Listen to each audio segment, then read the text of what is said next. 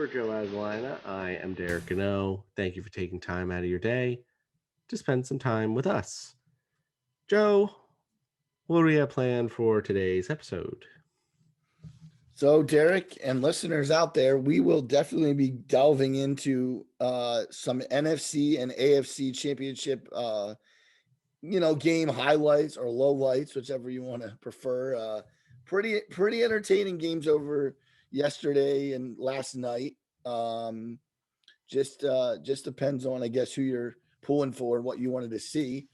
We're going to be doing that, and we're also going to be taking a look at, I think, a very interesting topic, and not just 2021. We're going to talk about some Hall of Fame baseball players that are either going to be up for the ballot in the next couple of years, and talk some guys that we don't think belong there, and also talk some players that we definitely believe that should be on it and should be in the Hall of Fame. So, some baseball talk again in our show today. So, Derek, I think it's time to get started as we're going to take you back yesterday afternoon at 3 o'clock on Fox. It was your Green Bay Packers hosting the much anticipated arrival of Tom Brady and the Tampa Bay Buccaneers. And I know a couple weeks ago you made the comment, you said you wanted to see Tom Brady versus Aaron Rodgers. And I did too. I wasn't gonna lie. I thought that'd be a great matchup. But I think my first question has to be pretty simple. If you look back to the game, and I'll say right now, the Packers actually had a tough loss. The Bucks won 31-26. Where do you think the game really lied? Where the first half was pretty even, but where do you think in the second half Tampa Bay kind of uh you know just I mean, they didn't run away with it, but where do you think it kind of fell apart for Green Bay, if you will? Um, I mean, I don't know if there's one specific instance, but I know I was pulling my hair out when in the last play of the first half, and it was pretty Facts. even Yep. up until then. It was I think 14-10. Um, and it was going to go 14-10 to halftime, and Kevin King inexplicably lets someone breeze right by him for a Hail Mary pass. 8 seconds left, and I don't know, they were at like the 45 or something, so it wouldn't have been a field goal, but just a bomb right by him. And that was not good. I didn't think Kevin King had a very good game. He was injured going into it, so I don't. Um, I wish he almost would have stayed off into the into the locker room because he ended up with the final pass interference play when the Packers were trying to get the ball back. Um, I mean, didn't help that Aaron Jones got hurt very early in the third quarter. He wasn't playing too well. Regardless, he had a big fumble. Well, he had two fumbles. He had one that Robert Tunyon actually jumped on, and then he had another fumble that ended up they ended up scoring off of. A key stat: two turnovers for the Packers. Buccaneers turned that into two touchdowns, 14 points. The Buccaneers had three turnovers, and the Packers got 6 points.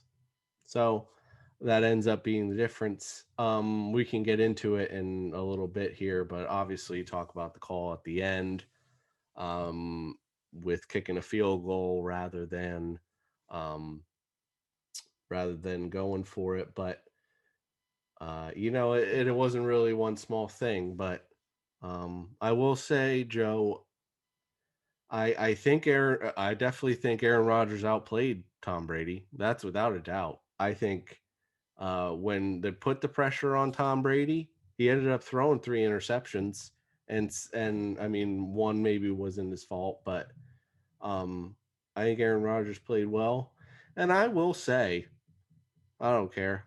Aaron Rodgers is a more talented quarterback than Tom Brady is. Just in general, in the at the peaks of their careers, Aaron Rodgers is a more talented quarterback, but he just hasn't had.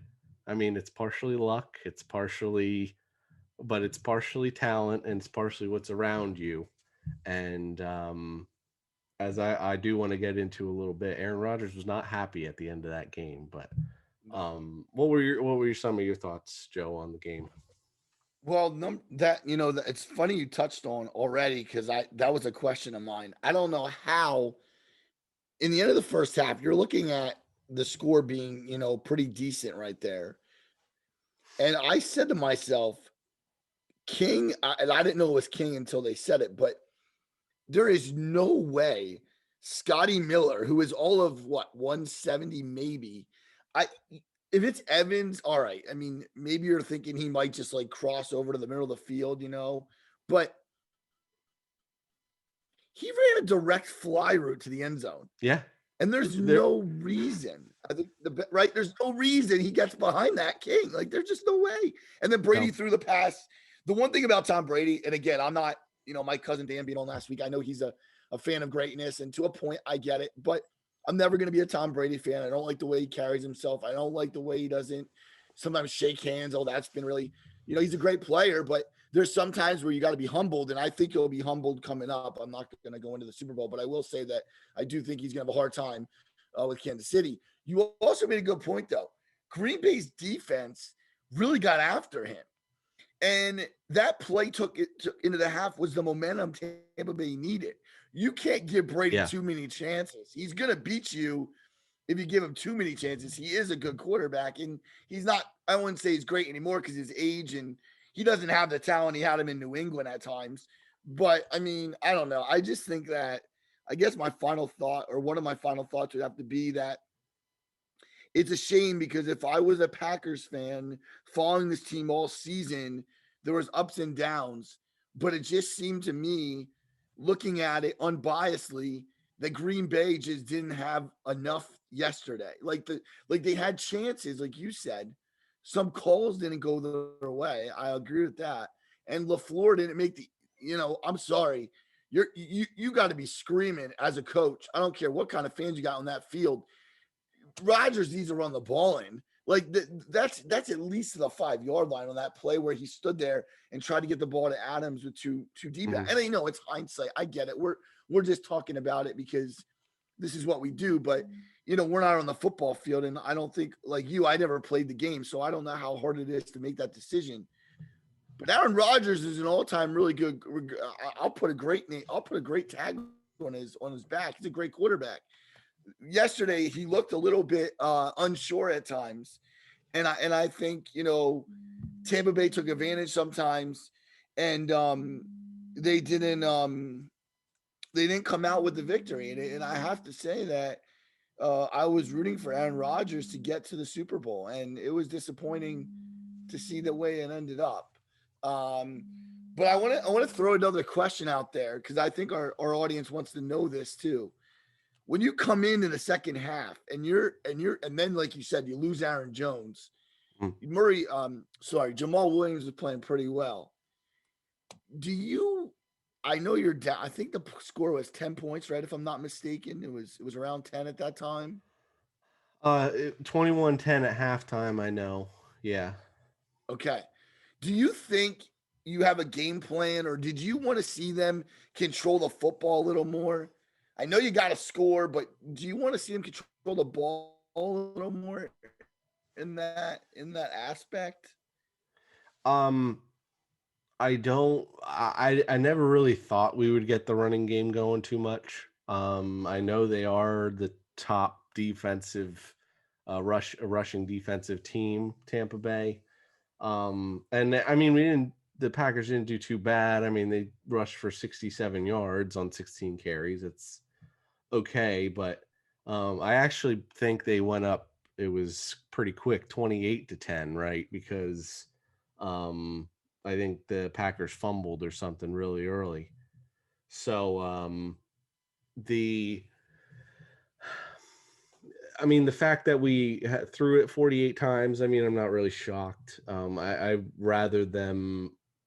Our best chance to win was throwing the ball, especially with Yeah. Aaron Jones out.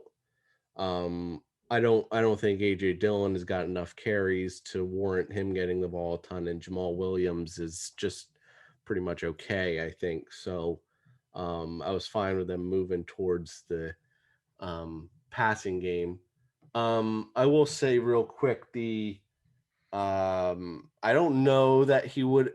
I know what you mean when Rodgers had the ability to run there.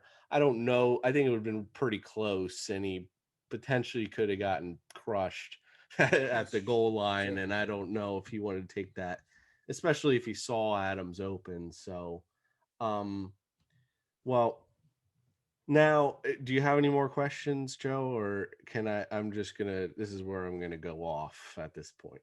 Derek, it's all yours. I've been waiting for this. So I will say, when I started the season, as a Packers fan, I wasn't, thinking, "Oh, this is Super Bowl or bust season," because, um, and I kind of talked about how I don't know if they have a ton of receivers. I don't know if they're going to be able to stop the run well enough, which they got better, um, but of course, in trademark Packers fashion, they win a lot of games, they make the playoffs. Um, and this may be a I don't know how to describe it, but I maybe sound like I'm whining a little bit here because some franchises fans would be happy with what the Packers have done over the past 10 to 12 years. Um, I am tired of the Packers having good but not great teams. They are always right there. I just looked it up and I was talking to Lindsay about it as I was driving home frustrated yesterday. Um, the they if you look at their past, I don't have it right in front of me, but they made the championship NFC championship last year and lost. They made it this year and lost. I know they had two bad years before that, but then they lost in the divisional championship. Then they lost in the wild card round, and they lost in the divisional round, and then they lost the year before that the wild card round. They continue to have good teams that get you excited, but they're not good enough to be a Super Bowl winner, and it gets frustrating. And I think Aaron Rodgers is getting frustrated too, and and I'm going to read a couple quotes from Aaron Rodgers for those who didn't see it. Now, do I think it was completely his thinking? I don't know, but maybe it was just because it was right after the game. No one's going to be happy right after, especially how he described it as a gutting loss. Where did they play better than them? I don't know. Are they more talented than the Buccaneers? I don't know. But I think they could have won that game. Um, here's just a quote or so from Aaron Rodgers. The Packers have a lot of guys' futures that are uncertain, myself included. That's what is sad about it most. Getting this far, obviously, it's going to end at some point, whether we make it past this one or not. But it's just the uncertainty's tough and finality of it all. Then he goes on to say, as far as what's next for him, it's a good question. I don't know. I really don't. There's a lot of unknowns going into the off season now.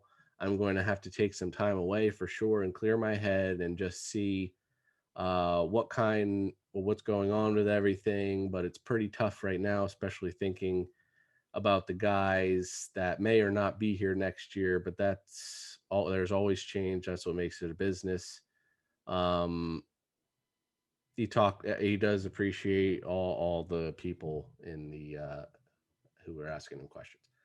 Um, that sounds like someone who was frustrated when they asked him about the. For those that don't know, the Packers were down. What was it, 31-23 in the final 2 minutes or so? I think there was a little over 2 minutes, probably. And the Packers were driving. They were down to maybe the 3 or 4 yard line. They had 3 plays. They didn't get anywhere. 4th and goal, down by 8 points. They have 3 timeouts, but Tom Brady is on the other sideline. The Packers decide to kick a field goal in the hopes, thinking that the defense, who has been suspect all day, giving up 31 points, especially a guy who just let a guy go right by him. A defense that has been suspect. He says, I'm going to count on them to get a 3 and out. Can't be any more than 3 and out. Can't give up 1 first down. And then we're going to get the ball back, and then I'm going to go with Aaron Rodgers. For those that don't know, a touchdown is 6 points. A 2-point conversion is 2 points. 8 points would have tied that game if they tried to score a touchdown.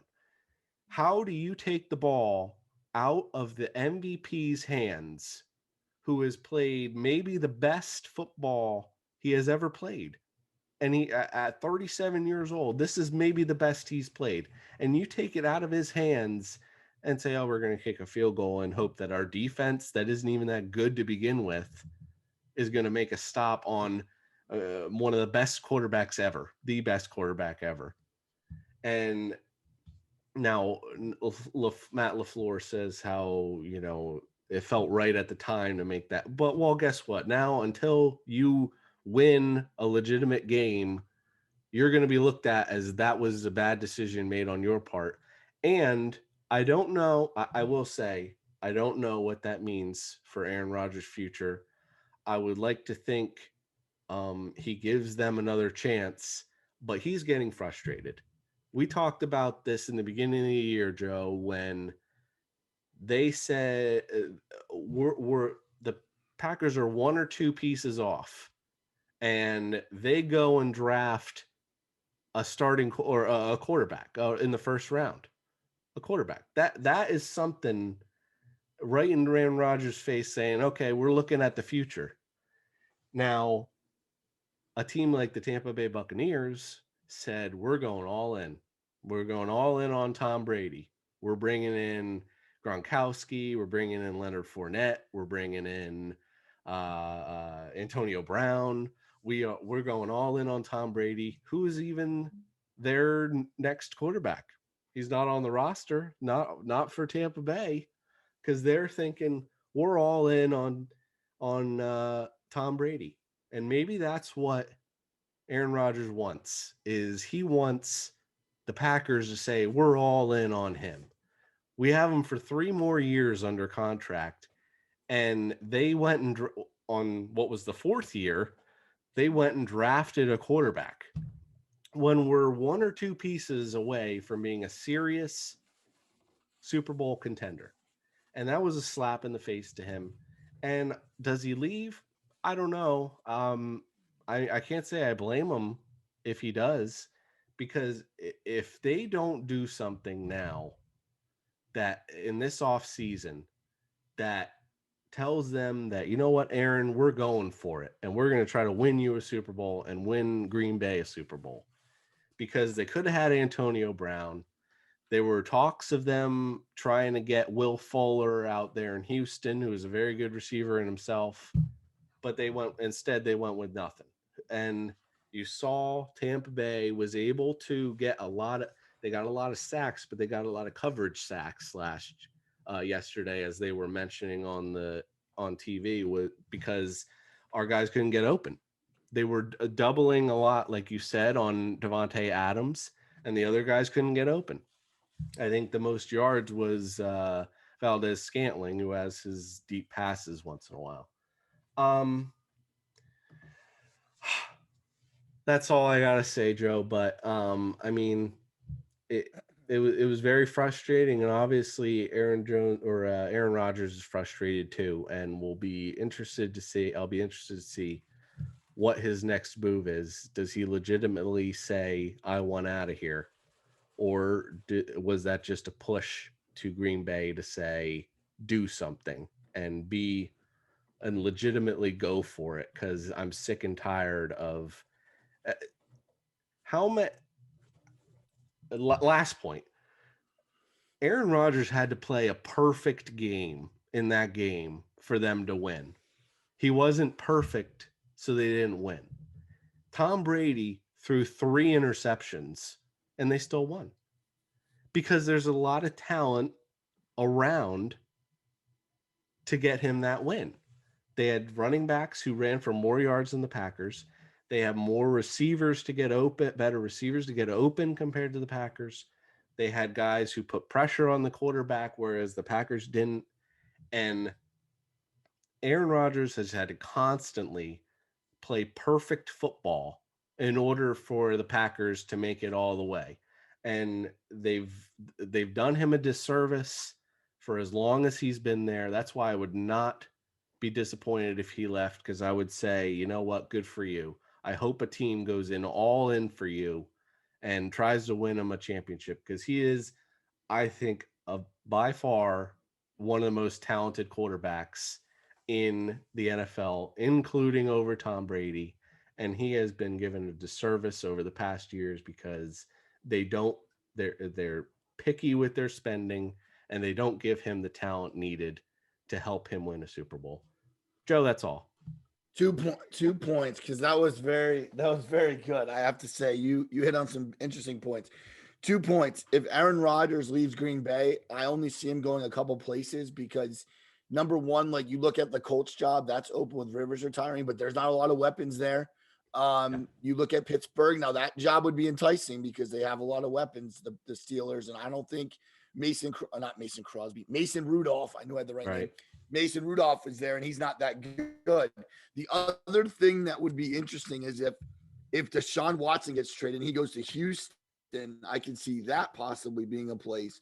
And this is all speculative. I'm not, of course, I don't know anything, but I'm just, but let me tell you something. You are so right about Aaron Rodgers. If they keep him in Green Bay, he better ask for a number 2 receiver or a 1B to Devontae Adams, because Scantling can't do it himself. And St. Brown from Notre Dame, he can't do it himself. And even the tight ends, even Tanyan's okay, but not good enough. They need a guy that's going to take pressure off of Rodgers and a guy that complements Adams. Even a Brandon Cooks would make sense. Somebody of that ilk, and somebody that's a veteran even maybe. But the draft's not going to do it. So they either got to trade for somebody or sign somebody. But I agree with you. My last point, bottom line, Aaron Rodgers needs help. Where does he get it? I guess we'll have to find out next year if he's on the team. It'll be something that I'm watching throughout the summer. I guarantee we won't hear from Aaron Rodgers except for State Farm commercials for the next few months. Actually, Derek, he might be hosting Jeopardy. He might be one of the guests. That's right. That's correct. That's correct. Yes. Yes. So for those who watch Jeopardy, he might be there. By the way, there was a second game that will be significantly less time than we took on the Green Bay Packers, but the second game was between the Kansas City Chiefs and the Buffalo Bills, the number 1 and 2 seeds. Joe, unfortunately, this is where it ended for Buffalo. We kind of hit the nail on the head. I mean, Josh Allen had his rushing yards, but they weren't able to rush otherwise. And they couldn't really stop the weapons for Kansas City. 9 catches, 172 yards for Tyreek Hill, 13 catches, 118 yards, and 2 touchdowns for Travis Kelce. A big run by Mecole Hardman, who you mentioned in the preview episode. Chiefs took it. What were your thoughts? 38-24 Kansas City. Well, I did think that the Bills looked pretty good. I mean, they played the part of, staying with them at times. I just thought that it's pretty simple. And Tampa Bay is going to find out about this real fast. The Chiefs are so good at what they do.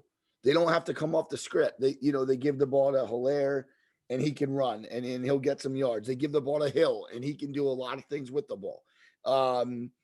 Mahomes just looks comfortable, and Mahomes is probably, I know we're going to hear it. I know we're going to hear it from either Jim Nantz or Tony Romo, Super Bowl Sunday. I can just picture it. It's the student versus the teacher. I'm going to tell you right now, Patrick Mahomes is no longer a student. That guy can play football, and he's ultra talented. And I'd rather hear Tom Brady, the greatest of all time, against Patrick Mahomes, who's trying to be the greatest of all time. You know, listen, I mean, if he wins the Super Bowl, Patrick Mahomes he's right. He's going to be on his way. Like, but no, Andy Reid looked good. I thought the enemy, even though he's going to be out of Kansas City, apparently, He speculation should. has it, uh, right? He's done a great job for Andy Reid. So sometimes you have to tip your cap to coaching, but I was more entertained in the first game. I'm not gonna lie, it was a better game. Hmm. But what about the fighting in the end? I was so sick of it. I was like, this is ridiculous. Grow up. Just make the Yeah. tackle, get off the guy. Why do we have to like have all this extracurriculars? Yeah. Come on, is that hockey, Derek? Like, Yeah. it's like, And what's going on? maybe that's just everything building up that they've made it so far, and finally someone, I don't know. And hey, cheers to Buffalo for keeping it Frustration. close, because um Yes. they could have let that really really go away, and they kept it close at the end. Oh So yeah. um regardless of what I've said in past episodes, Joe, the Bills have a bright future because they have a good quarterback. So so long as they have Josh Allen and Stephon Diggs, who ended up putting up enough stats to warrant himself up in the top receivers in the league. If they can get a little better defensively, if they can address the I think they need to address the offensive and defensive lines a little bit. Because if they can run the ball a little better and they can stop the run, that's where it always starts. So I think they have the skill guys. Maybe another receiver you could use. John Brown is getting a little older, and but Cole Beasley was very good this year. So um, but so it'll be Kansas City and Tampa Bay in the Super Bowl, and we'll talk about that going forward. Next week we'll talk about that. So that'll move us to our next topic, as Joe mentioned. Tomorrow night, being Tuesday, January 26th, at 6 o'clock Eastern Standard Time on MLB Network, for those that get MLB Network. It'll be the 2021 Baseball Hall of Fame class announcement. Um, so for those that don't know, in order for you to be inducted into the MLB Hall of Fame, um, two of the main criteria, there are smaller other ones, but is that they need to have completed 10 seasons in Major League Baseball, and they had to have been retired for at least 5 seasons. Any the other smaller ones you can go look up, but those are the two main criteria. Um, there's roughly, it kind of depends on the year, but there's roughly a little over 400 voters that they average every year, and you need to have 75% of those 400 or so voting for you to get on their ballot. If you don't get the 75%, you have 10 years to remain on the ballot, and in order for maybe to people to pick you next year or the following year, but you have 10 years to get that 75%. If you don't, you're off the ballot. If at any point you go below 5% on the ballot, then you're off. So really quick, Joe, I figure I'll run through them because there's only 25, right? So I'll run through the 25 who are on the ballot this year. Now, these would have been guys who in the past have not played for at least 5 years and were 10 years in Major League Baseball. First year on the ballot, we have Tim Hudson, Mark Burley, Torrey Hunter, Dan Herron, Barry Zito, Erasmus Ramirez, Shane Victorino, AJ Burnett, Nick Swisher, LaTroy Hawkins, and Michael Kadire. And then the remaining 14 players are guys who are holdovers from previous years. And then I will give the year and the percent that they had last year. Now remember, they need 75%. Kurt Schilling, this is his 9th year on the ballot. He had 70% last year. Roger Clemens, it's his 9th year on the ballot, and he had 61%. Barry Bonds, it is his 9th year on the ballot. He had 60.7%. Omar Vizquel, it's his 4th year on the ballot, 52.6%. Scott Rowland, 4th year, he had 35.3. Billy Wagner, his 6th year on the ballot, 31.7%.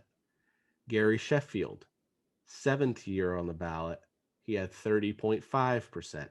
Todd Helton, 3rd year on the ballot, 29.2 last year. Manny Ramirez, 5th year on the ballot, 28.2%. Jeff Kent, 8th year on the ballot, 27.5%. Andrew Jones, 4th year on the ballot, 19.4%. Sammy Sosa, 9th year on the ballot, 13.9% last year. Andy Pettit, 3rd year on the ballot, 11.3%. And lastly, Bobby Abreu, 2nd year on the ballot and 5.5% of the ballots he had last year. Joe, where do you want to start? Where do you want to start there? How about we start with I think I screwed up there. That this is their last chance for Kurt Schilling, Roger Clemens, Barry Bonds, and Sammy Sosa. They've been on 9 times, and this will be the 10th time. So, how about All right. Well, Sosa's not Joe? getting Yeah. Let's start there with the guys who it's their final chance. Do we think any in who deserves? Yeah. Okay. So Sosa's not getting in. It's kind of sad he's got 13, but I guess he basically was the home run record, and then the steroid use comes out that he definitely did something. So I have no place for it in the game I love. I know. Mm-hmm. I can't stomach it. So Sosa's out. He's not even coming close. All right. Here's the thing. Bonds and Clemens are so close, but if you look at it, they're still 15% away. Yeah. Now, I'm going to tell you what's going to be a crime if one of them gets in and the other doesn't, because I don't think either of them deserves it. Now, it's a shame because, and listen, I know I'm going to get, and you can, whoever out there wants to say I'm wrong and all, but I'm going to tell you right now, I have an older cousin that sat me down one day and said, here it is. It's real simple. Either they all get in or they all don't, because you can't just keep picking and choosing. Yeah. My thing is, I don't want him in. I don't want Bonds in. Listen, he would have had the numbers that guy had before he went to San Francisco, or even in the first couple of years before his head got so big, not just figuratively either, as we know. But come on, like Barry Bonds would have been a Hall of Famer. The numbers were there. I think this is why the voters are voting for him. But in Roger Clemens, I never liked him. I thought he was always a very arrogant player. I don't know, man. This is hard. Kurt Schilling is gonna get in no matter what anybody says. I mean, if he doesn't get 5% more, that's gonna be something else. I think he's a lock for this. Well, he has to be. I think he's in tomorrow. I think the show's on at 3, by the way. I think I saw that. It starts at 3. The actual announcement is around 6, but yeah, coverage. Oh, okay. I didn't know. Oh, I got you. Okay. Yeah, I think and even being a homer as a former Philly, I think even if he gets in, he'll go in as a Red Sox, because that's where he did most of his later pitching, and he had a heck of a bloody sock. Either way, Joe. Right. I mean, come on. How do you not forget the bloody sock? he did win. People might forget this or might not even care, but he did win a World Series with Arizona with Randy Johnson. Yep. So, Mm-hmm. the Diamondbacks, that was where he traded him. The Phillies traded him to Arizona. So, he did come up as an Oriole. I still think that's a far chance that he goes in as an Oriole. But Derek, just so you know, 216 wins, a 3.46 ERA. He only gave up less than 400 home runs, and he had a 326 innings pitched, or actually, no, not 326 innings. Sorry, it's probably like 3,000 innings, I should say. I forgot the It's a comma great there, Derek. guess. Uh, I mean, 3,261. all right, I was close, so that's where I died. I forgot the comma, Derek. And so Oh. anyway, definitely, definitely Kurt Schilling, definitely Kurt Schilling. I guess I could see Clemens get in, but I hope not. So I'm going to say no to Clemens, no to Bonds, and no to Sosa. I'm going to say Schilling's the only one out of those four. So it'll be interesting. I think he does too. We talked off air. So that would probably, if it's a little over 14, I don't know if I said, but there's about 400, give or take, voters depending on the year.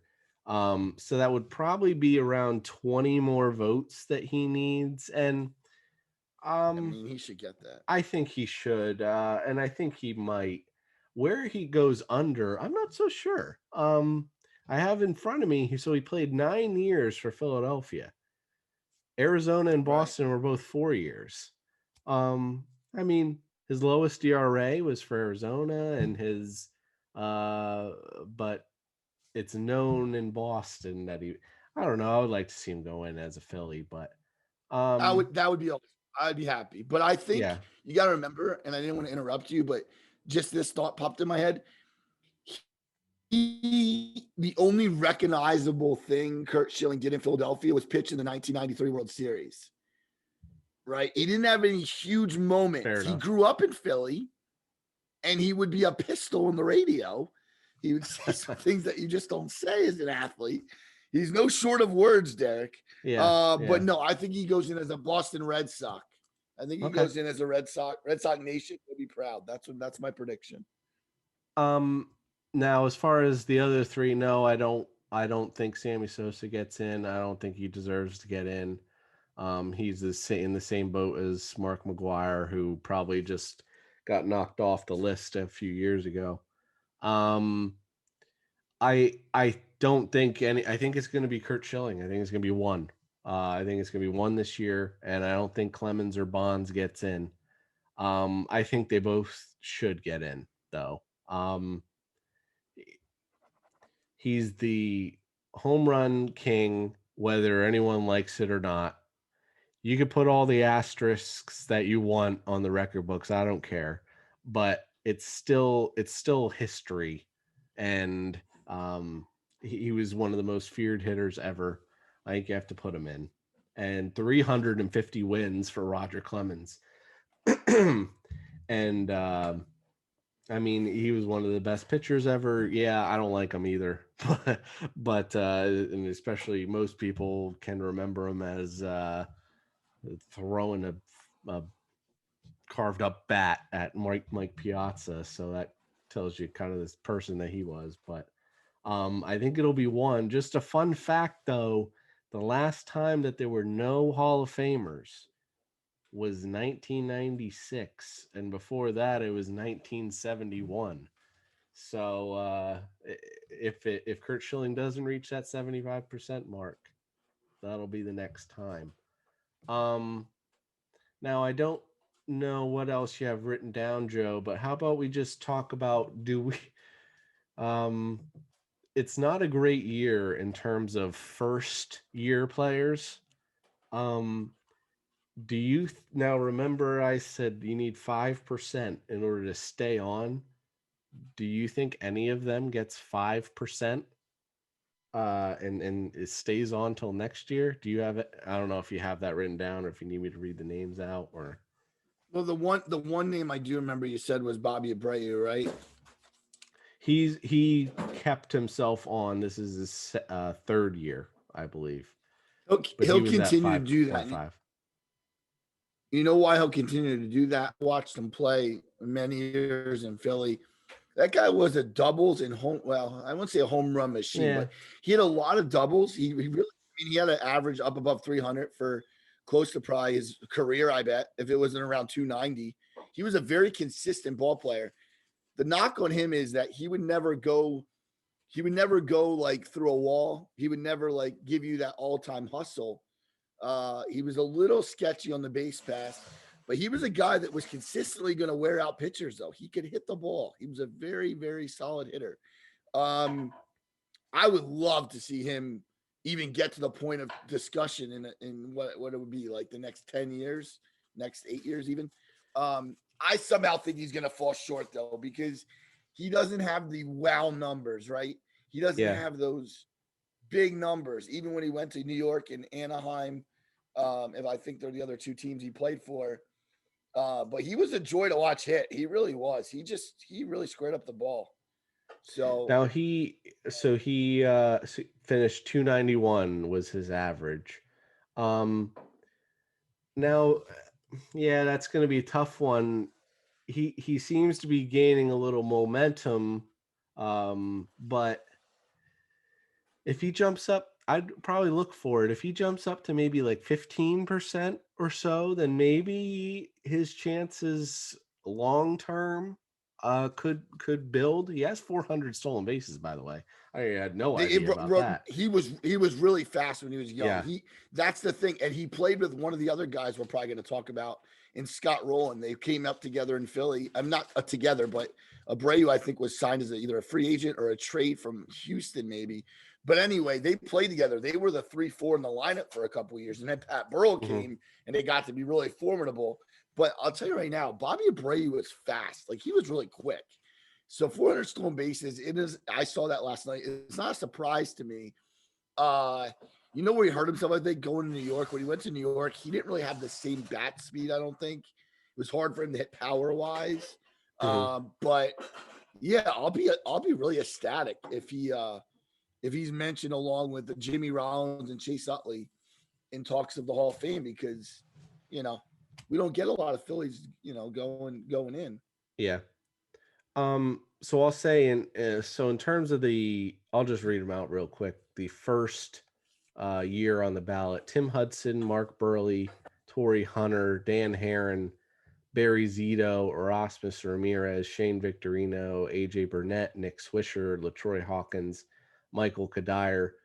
I don't I don't really think any of them stay on long term.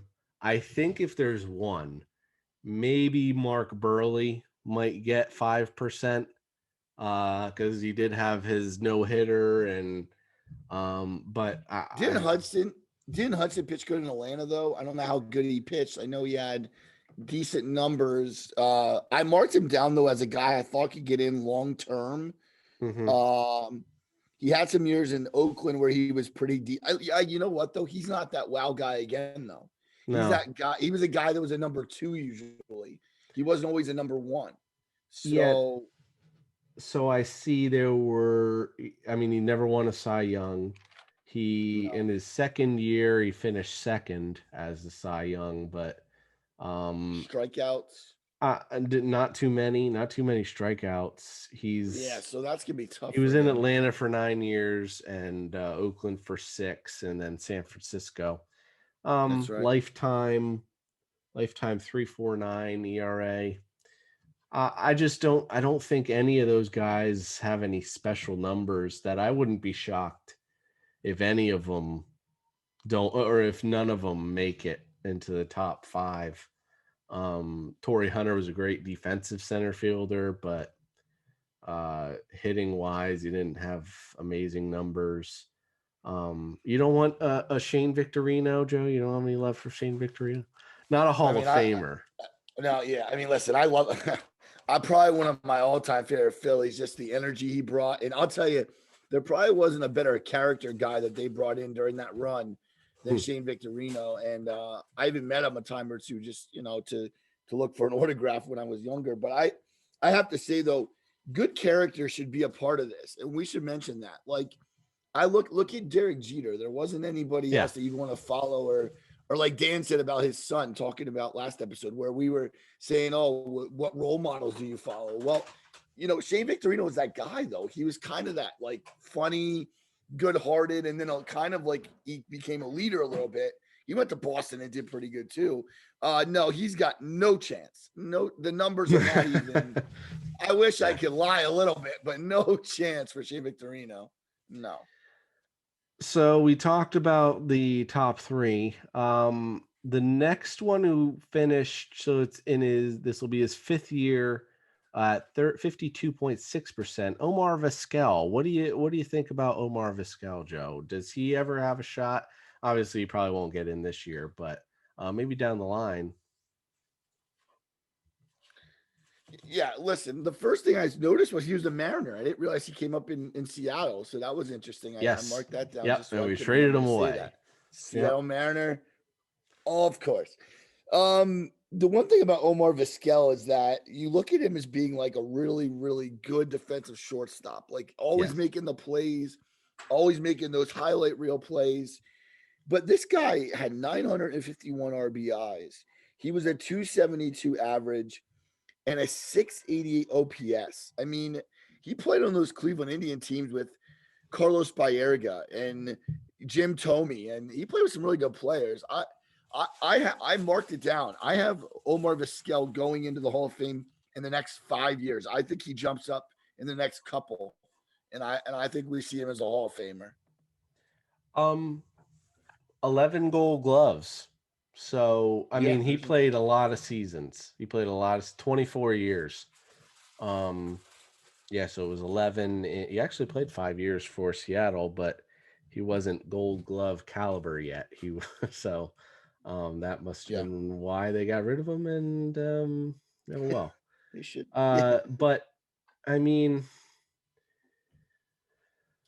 and I know there's some talk about him, and he's in the news with domestic violence allegations now. So I oh, don't know if geez. that comes into play. But so in his first 3 years, it seems to be going in the right direction. He went from 37 to 42.8 to 52.6. So he's he's getting votes and he's building up quickly. So I think you're right. I think in a few years we'll see Omar Vizquel on the or getting most likely into the Hall of Fame. Who's another guy you have written down that you want to talk about, Joe? All right. Well, this is one of my all-time favorite players. He came up in the Phillies organization. He's a guy that I really didn't think a lot about in this like conversation, but you look at some of his numbers, and Scott Rowland has some great ones.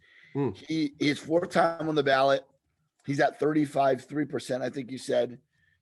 We're talking about a former rookie of the year, and we're talking about a World Series winner in St. Louis. He spent some time in Toronto and Cincinnati. I wouldn't call him a leader because that was the reason he wanted to leave Philadelphia. He didn't want to have all the and Larry Boa. I still blame Larry Boa. I know Philly fans will hate me for saying that, but Larry Boa he was a great player and he's still in the organization, but he was one of the reasons that one of my favorite players left because he called Scott Rowland soft. And you know what? He went to St. Louis and he felt like that was a better fit for him.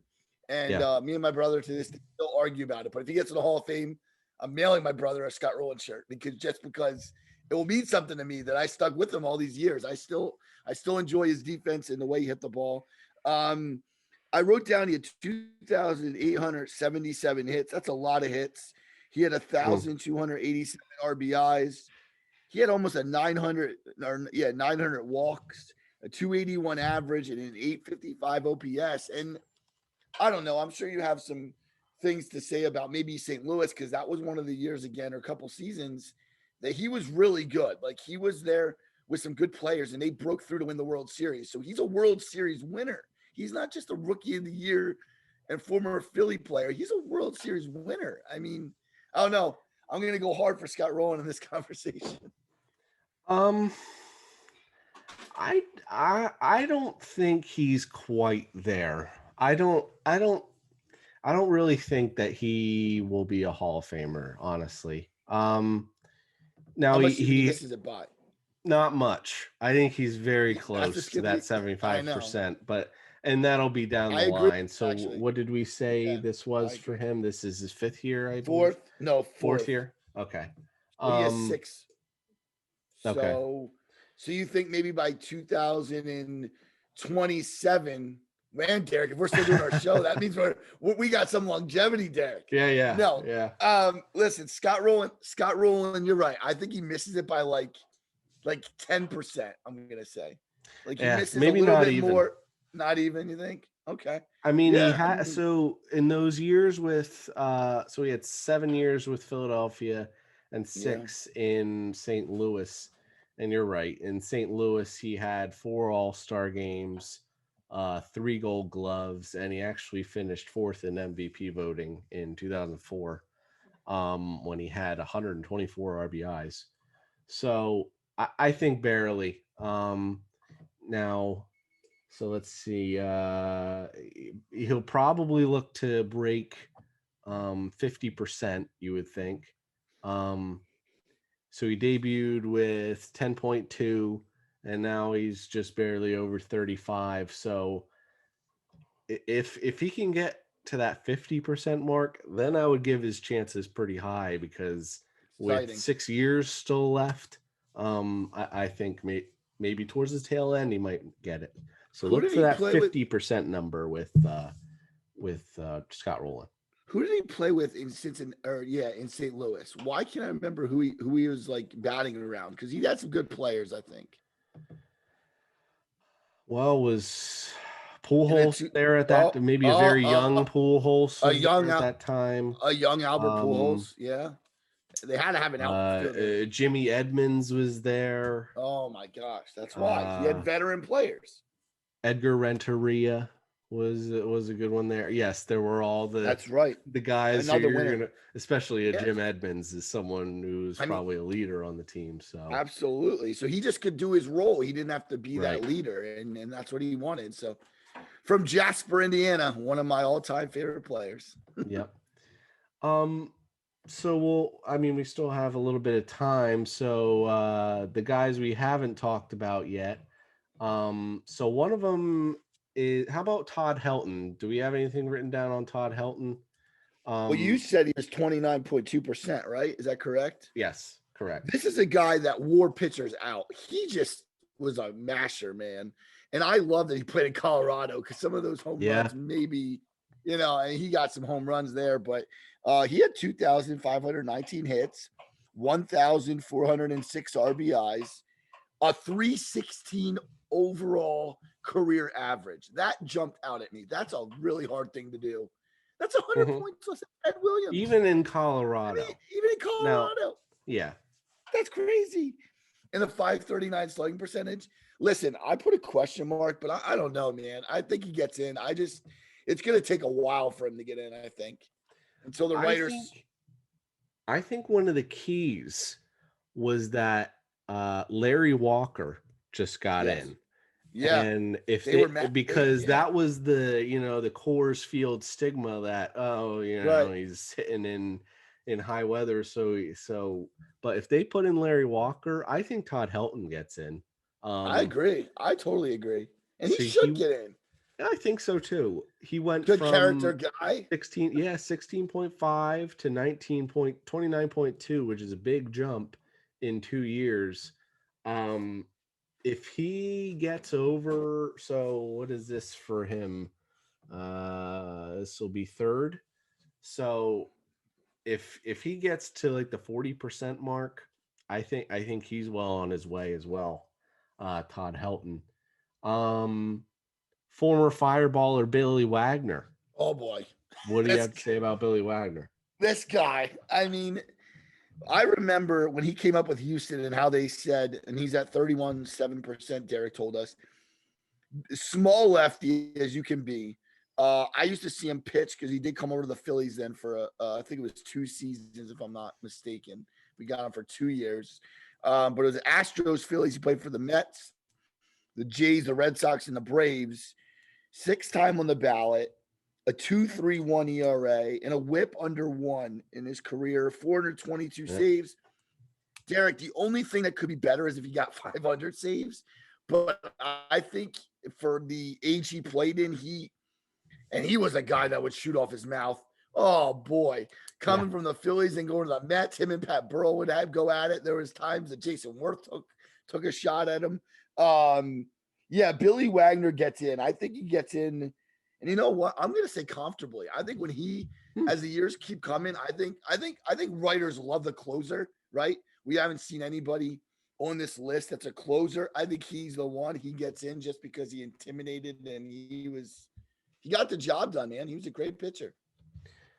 He was one that you feared Wagner coming out of the bullpen. That flame the word. throwing Yeah. left-hander. 100 miles an hour. So mostly it was in Houston. Yeah, he was in Houston for 9 years, the Mets 4, Phillies 2, and Boston and the Braves for a year. I think that's another one that's going to be close. The first 3 times on the ballot, he was in between 10.2 and 11.1. He didn't really move. Then he jumped up to 16.7, and then he jumped up last year. What was it last year to 31.7? So that was a huge 15% jump. Yeah, right. I would give him a real shot if we see him go above the 40% mark. Again, it's really, you got to look at the jumps. If people all of a sudden start going to him, if he goes over 40, 50, close to 45, I think he has a shot. He has 4 more years left, so he has a real chance, I think. Who's another name you got on there, Joe, you want to talk about? All right, this guy, I'll be shocked. He's at 35. He's at 30.5. We said Gary Sheffield. He was one of those guys you love to watch when you were younger because you wanted to emulate him, like in the backyard, play wiffle ball, right? This swing is like, oh yeah. See the video, right? The bat wave. Well, anyway, he played for the Brewers, the Padres, the Jays, the Marlins, the Dodgers, the Braves, the Yankees, the Tigers, and the Mets. I think I covered all the teams, Derek. I had a hard time. I wanted to know what you thought. I think he's going to go as a Padre. He came up with the Brewers, but he spent some interesting years with the Padres. They were a better team back then. His numbers are ridiculous, though. 2,689 hits, 507 home runs, 1,676 RBIs. This guy, you just said Billy Wagner was feared. There's got to be some tape of a Billy Wagner Gary Sheffield matchup because I'm sure that happened.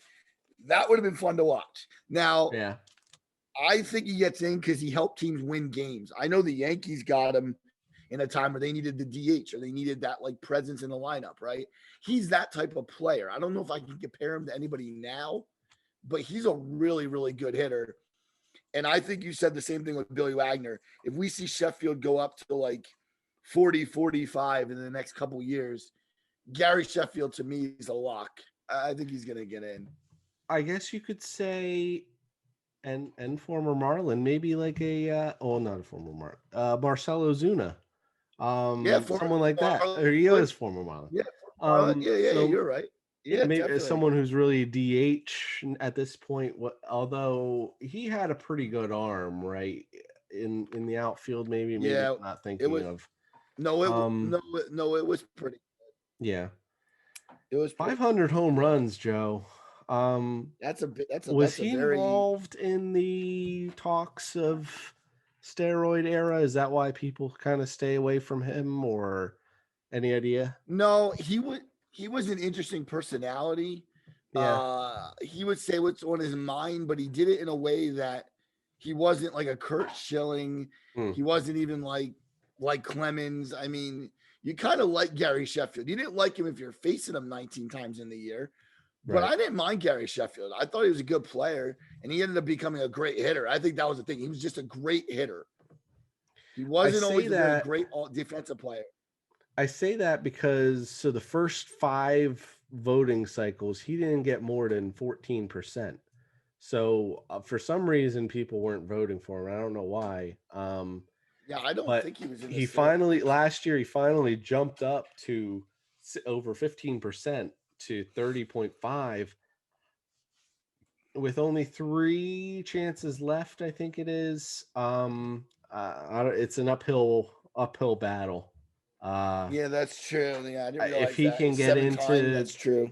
if he can get to 45 somehow this year, then maybe I think he can have a shot. But if he doesn't, I think it might be a little too much of an uphill battle for Gary Sheffield.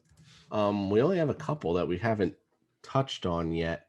I did want to get to Andrew Jones, great center fielder for the Atlanta Braves. Obviously, if he were to go in, it would be as an Atlanta Brave.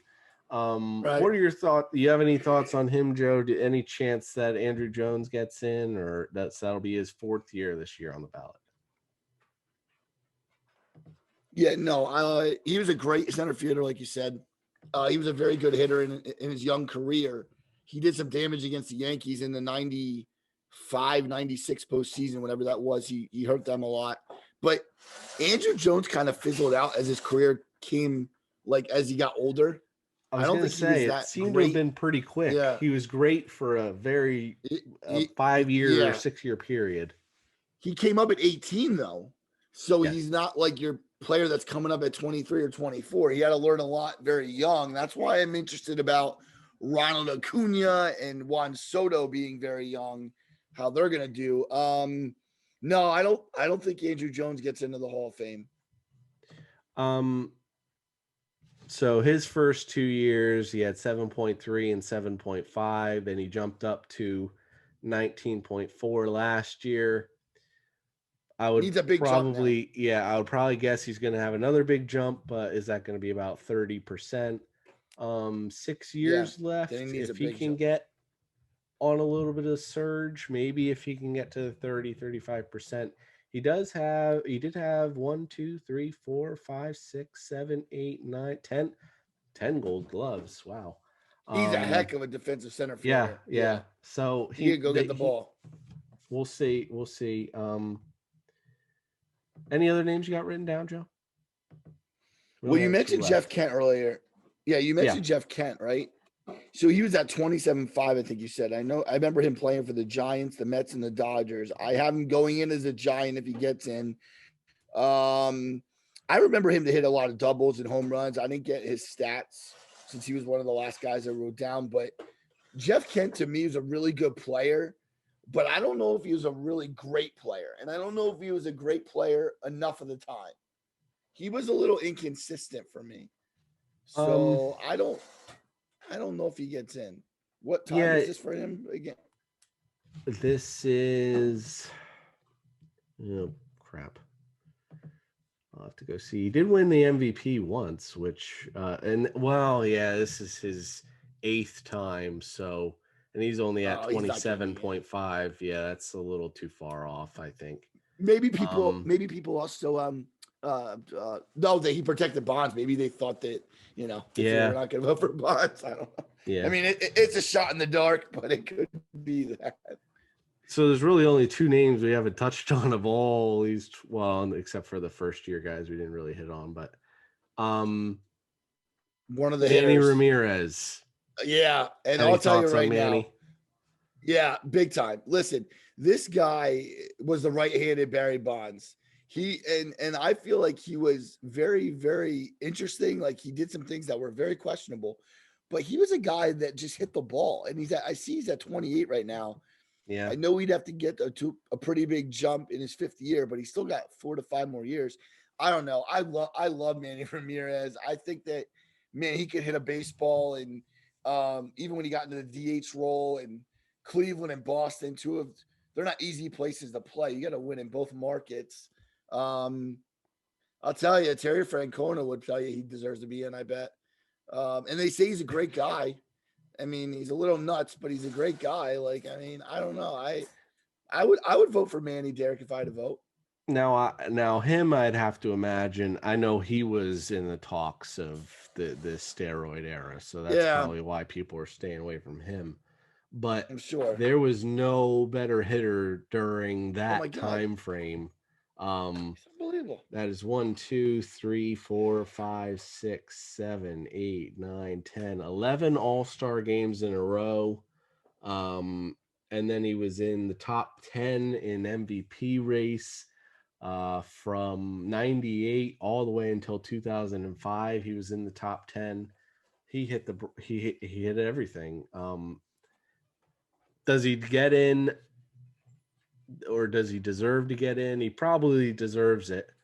But will he? I doubt it. Unless you see him jump, unless you see all those guys, their numbers jump up. Bonds and even Sammy Sosa, he won't get in. But if he jumps up to a 25%, that's the only shot for Manny, because he's at 28% right now and halfway through his eligibility. Last one we'll touch on, Joe, and the last one we haven't talked about, Andy Pettitte.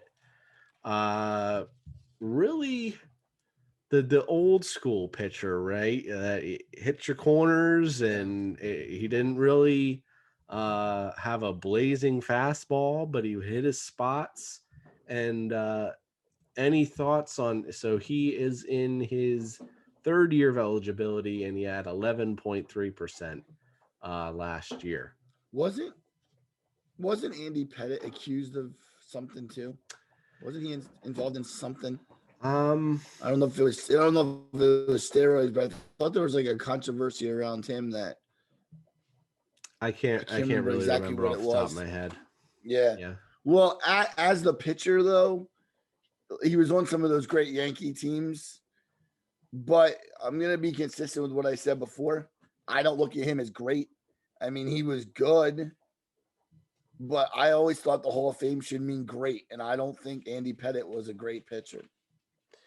I don't know a lot of the stats, but yeah, so he 256 in terms of wins, a 3.85 ERA. that's high. He may have benefited from the good offensive teams for the Yankees, Right. because you see a lot of times in here, 4.02 ERA in 2003. He won 21 games. That doesn't happen very often. 17 wins when he, or 14 wins when he had a 4.2, 19 when he had a 4.3. So went from 9.9 to 11.3. He's going to need to really start shooting up there if he has a shot going forward. If he cracks like maybe 25%, 20%, maybe you can start building. But well, we ran through all the names, Joe. So any last thoughts on the 2021 Baseball Hall of Fame? Will be tomorrow. Well, it'll be today for those watching this video. So check it out if it's Eastern Standard Time, 6 p.m. But any last thoughts, Phil? Or Phil? Joe. I changed my name. Yeah, no, just that Kurt Schilling, I think, is definitely one to watch now because he's so close and he could be a Hall of Famer come tomorrow night. It would be awesome to see Omar Vizquel get up there, but I don't think it's gonna be this time. I think he takes another couple times. And I will watch Roland's name as he's right there in the conversation now. So we'll watch him closely. But other than that, we won't, like Derek said earlier, we're not going to touch on the Super Bowl until next week. Friday's show will be interesting because we don't even know what it's going to be yet. We'll talk about that, I'm sure, in a little bit.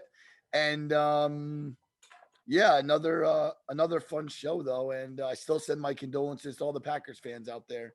And let's root against Tom Brady. Let's go Chiefs. That's my stance. Yes, I apologize for my long rant there for anyone who thought that was a little long-winded, but Derek, no need to apologize. No need to apologize. Yeah. And your brother-in-law is going to love that as he listens to our show all the time. Your brother-in-law will love that rant. Well, we'll let you know for we'll obviously it'll be out for next week. We'll probably do another top 5 list moving forward on Friday, and they'll be out probably on Saturday. But so look out for the Baseball Hall of Fame announcements, and I'm sure we'll at least give a little reaction to it in one of these episodes to who actually got in. And we next week we will be talking about the Super Bowl, but not not immediate reaction, because as most people know, there's a week off, so between now and the Super Bowl. So, but we will hint at that and who we're going with next week at some point. But as always, thank you for taking time out of your day to spend some time with us. We hope you enjoyed the episode today at Timeout. For Joe Azalina, I am Derek Ano. Stay safe. Take care.